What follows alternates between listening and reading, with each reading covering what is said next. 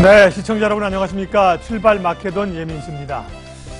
날씨가 조금 풀렸다가 추워지니까 정말 더 추운 감이 있는데요. 오늘 아침에 기온이 아주 춥습니다. 바람까지 불어서 출근하실 때 채비 잘하고 나가셔야 될 것 같습니다.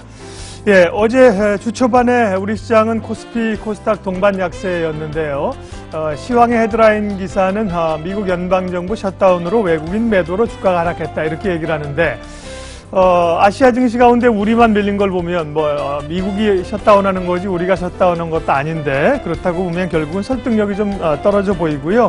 그동안 상승에 따른 차익 실현 성격으로 봐야 될 것 같은데요. 과연 언제까지 조정이 이어질지가 또 관심사입니다. 예, 간밤에 중요한 뉴스들이 몇 가지가 있었는데요. 미국 연방정부의 셧다운은 사흘 만에 종료가 됐고요. IMF는 또 올해 세계 경제 성장률을 3.9%로 0.2%포인트 상향 조정해서 세계 경제가 좋아지고 있다는 걸 얘기를 합니다. 미국 트럼프 대통령은 또 수입 세탁기와 태양광에 대해서 보호 조치죠. 세이프가드를 발동하겠다고 결정을 했습니다. 결국은 한국 업체들도 타격이 될 수밖에 없는 상황이라 분석이 좀 필요합니다. 코스피는 2,500선 이제 턱걸이했고요. 코스닥은 870선으로 내려온 상황입니다. 야간 선물은 0.37% 올랐습니다. 미증시 3대 지수 모두 올랐는데요. 다우가 0.5%, 나스닥이 좀 더 강하게 1% 가까이 올랐습니다. 7,400선에서 장을 마쳤는데요. 예, 오늘 또 화요일장 어떻게 대응해야 될지 장혁의 장혁 팀장과 함께 마켓 시그널로 시장 방향성을 점검하면서 시작하도록 하겠습니다.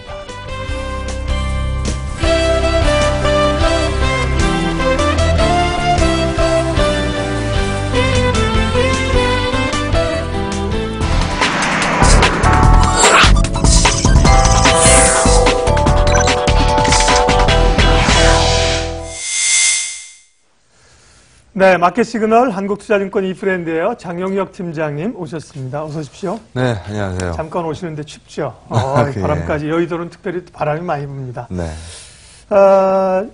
어제 밤 사이에 몇 가지 뉴스들이 좀 지금 아침에 우리 시장에 영향을 주고 있는 상황인데요. 어제 시장부터 좀 출발을 하죠. 특별히 이제 바이오와 IT가 주 타겟으로 많이 밀렸는데요.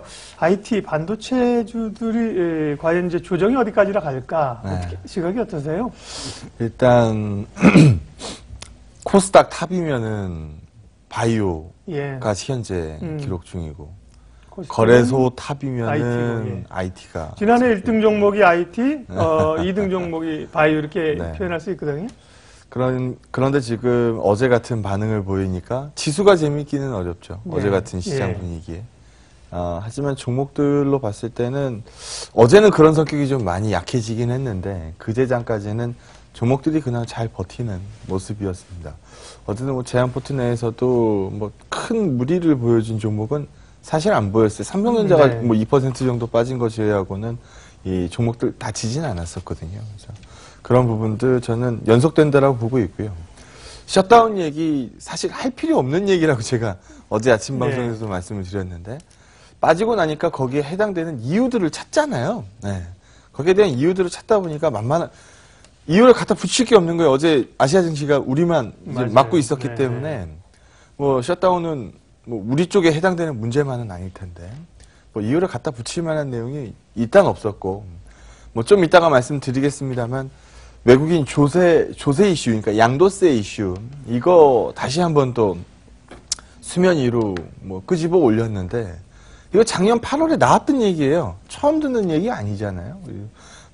조세 협약 체결하고 있는 국가들 같은 경우에는 아무런 문제가 없습니다. 그래서 빠지니까 또 거기에 대한 이유도 또 갖다 붙이는 거고.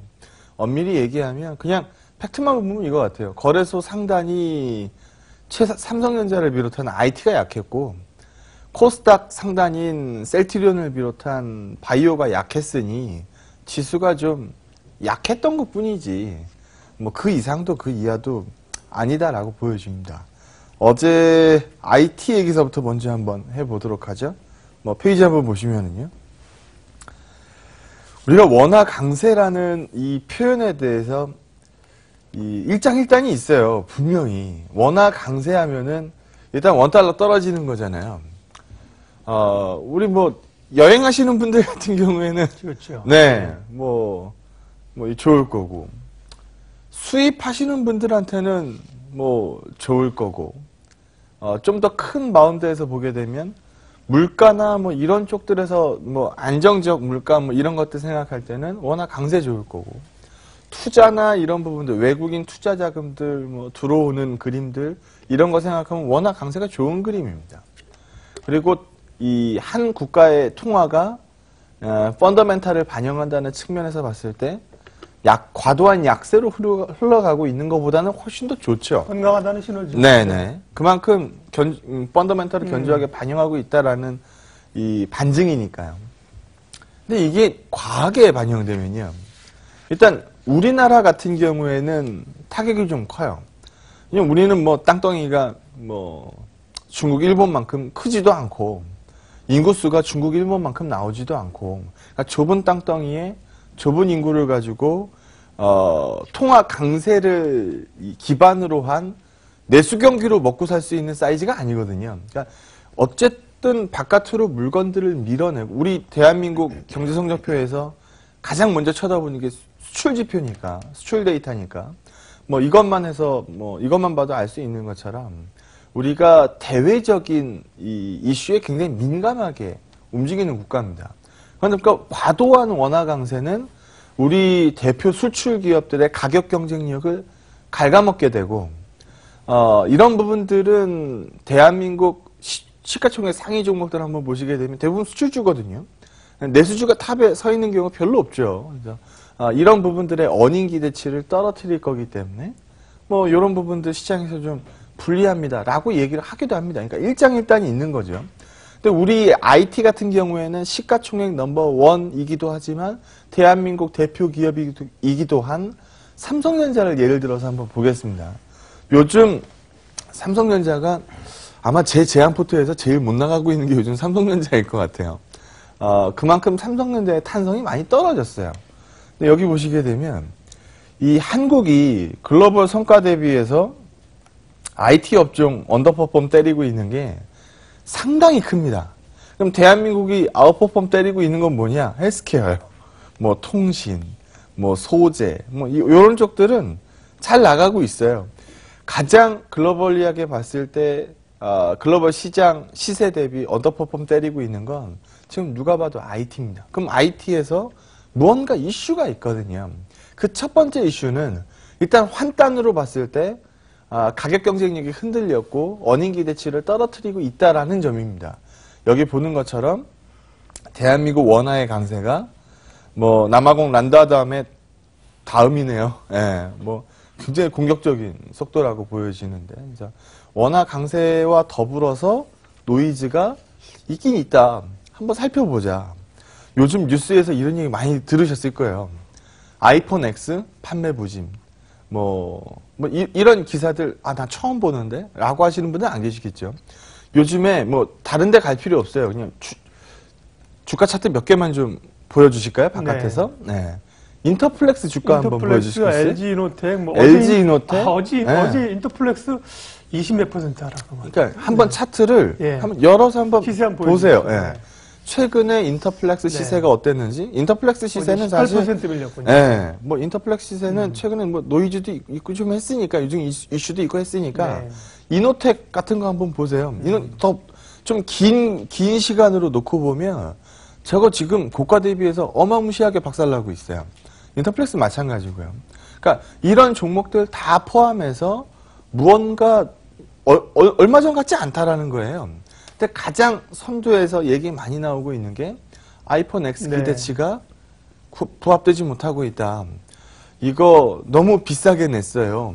비싼 만큼 센세이션, 이노베이션이 있었어야 되는데 그런 거 별로 없이 그냥 좀 비싸게 나왔고, 그래도 판매 기대치가 높았던 상황이었는데 최근 판매되고 있는 거 보니 별로 뭐 안 팔리는 것 같아요.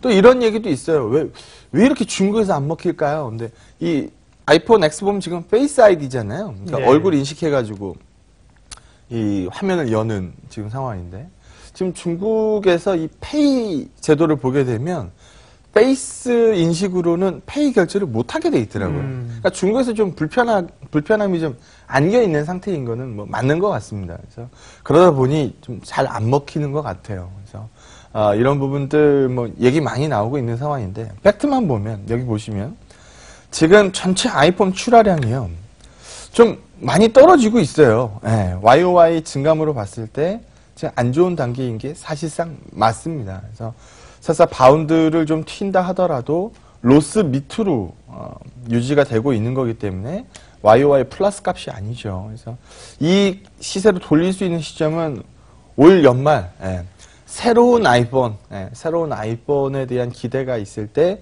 좀 넘을 것 같습니다. 라는 기대를 갖고 있는 것 같아요. 그러면 팩트만 보면 어때요? 올해 이 기대감 녹이기 전까지 아이폰에 대한 기대치가 어떻다는 얘기예요?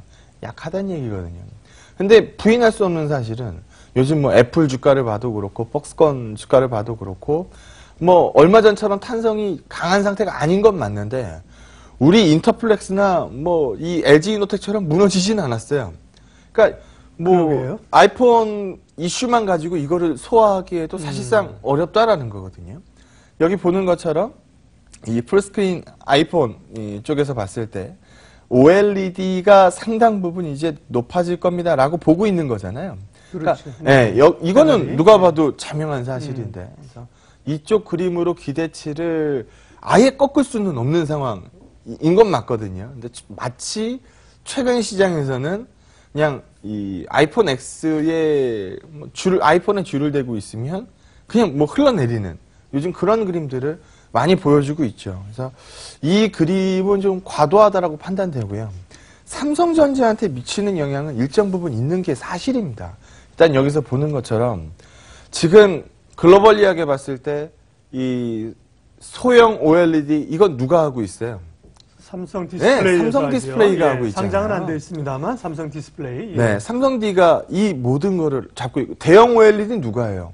LGD가 하잖아요. 그러니까 서로 이제 달라진 거고 이 대형 OLED를 담당하고 있던 LGD에서도 이제 우리 국내에다가 투자해가지고 뭐 하겠다는 거예요? 소형 패널 뽑아내겠다라는 거거든요. 그래서 플라스틱 OLED 뽑아내겠다라고 얘기를 하고 있는 거기 때문에 그거 안정화되기 전까지는 적어도 삼성D가 끌고 가는 구조입니다.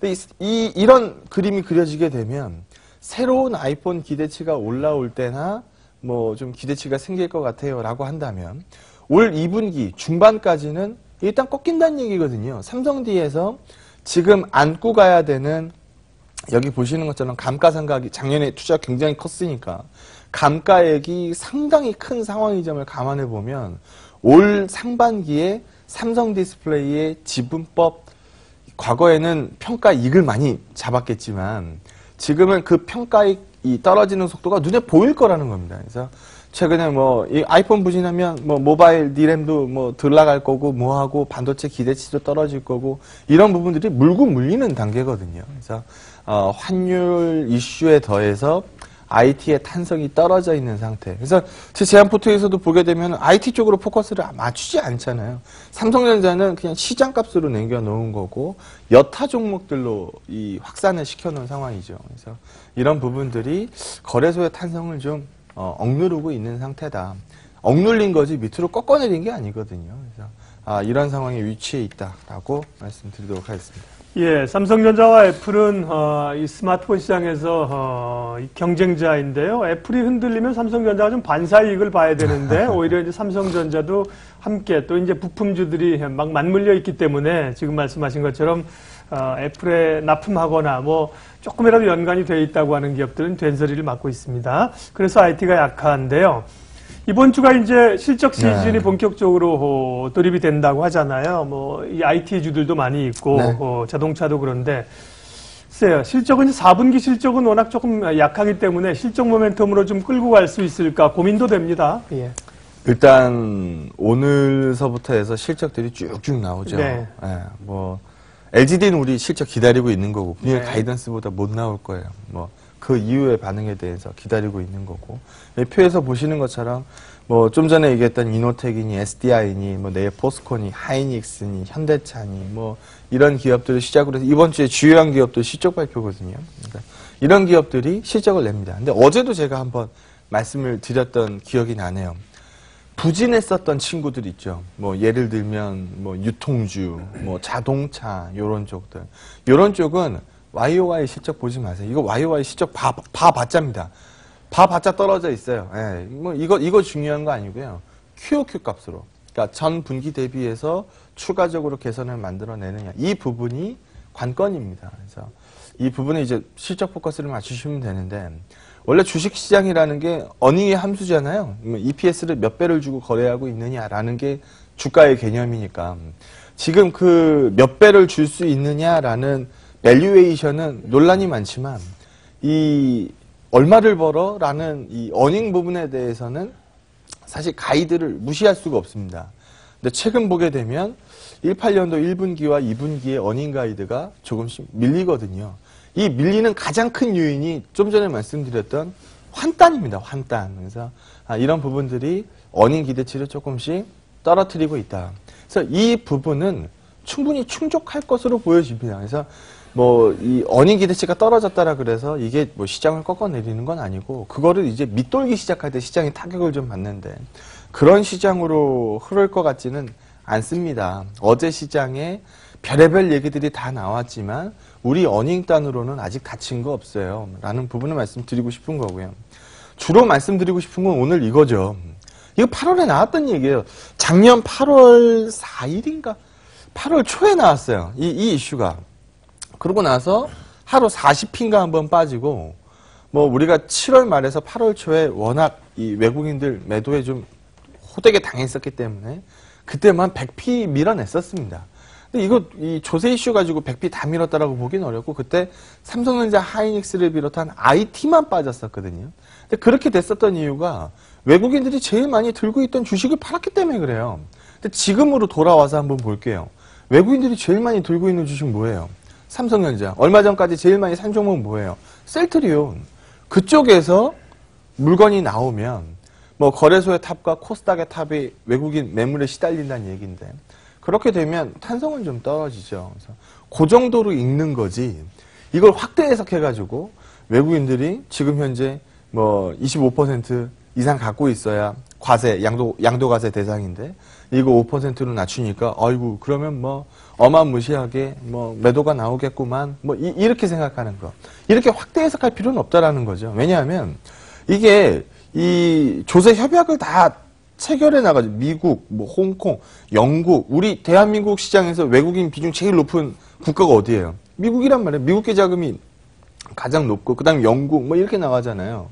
여기 다 조세 협약 체결되어 있어서 얘네들 뭐 이 넘는 지분 매도를 해도요. 예, 영향이 없다는 거죠. 네, 네. 얘는 과세 안 맞아요. 예. 그래서 이 아무런 상관이 없거든요. 그래서 이 부분 가지고 뭐 좀 노이즈들도 많이 나오죠. 뭐 대한민국 시장 뭐 이런 조세 뭐 나빠요. 뭐 이런 것들 뭐 얘기는 나오지만, 이거 실제로 시장에 영향 미칠 가능성 거의 없다라고 보시면 됩니다. 그래서 이 부분 확대 해석하지 마시고, 여기서 그림 보시는 것처럼 정상화로 흘러가고 있는 증시예요. 그래서 여기 보시는 그림처럼 코스피보다는 코스닥에 좀 과열 양상이 컸었던 상황이다 보니까 최근에 거래소보다는 코스닥이 좀 많이 쉬었죠. 어제는 뭐 코스피가 조금 더 쉬긴 했습니다만, 최근 코스닥이 빠지고 코스피가 버티는 그림이 굉장히 컸잖아요. 그래서 그 그림도 정상 중에 하나고, 여기 보는 것처럼 헬스케어 업종은 살아있지만 비헬스케어는 빠지는